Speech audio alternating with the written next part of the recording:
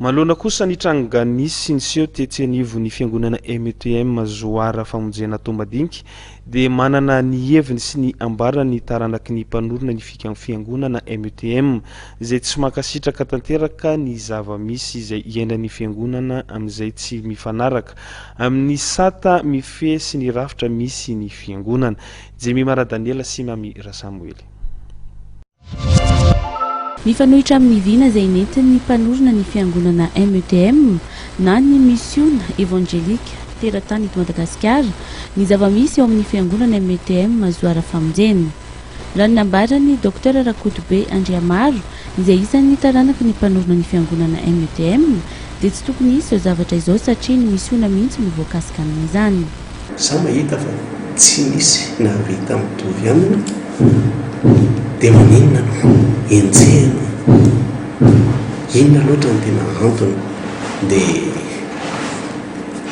ohatra moa zaka tsy mendrika izany hoe any amin'ny tribunal no fampitondra zay tsy mifanaraka ilay velively akory amin'ny fitsipiky ny METM gaga ihany hoe maninona tsy maintsy mitondra robra etsy, maninona tsy maintsy manao menace fampitahorana isan-karazany izay enina daholo reny rehetrarehetra reny ary mampalahelo anay.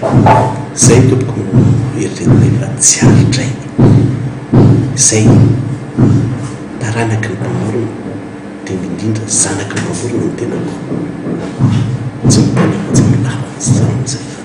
Manana ny hafatra manokana ho an'ny foibe i Dr Rakotobe Andriamaro.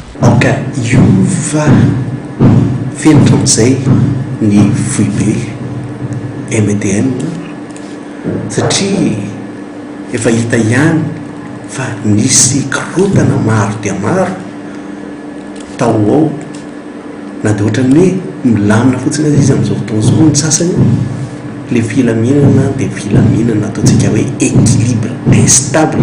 Marina moa fa ny fanesorany METM foibe ny mpitandrina izay nitandrina tao amin'ity fiangonana METM Zoara Famonjena ity no ny atombohan'ny olana izay tsy ankasitrahan'ireo mpino ao aminy ny analana azy.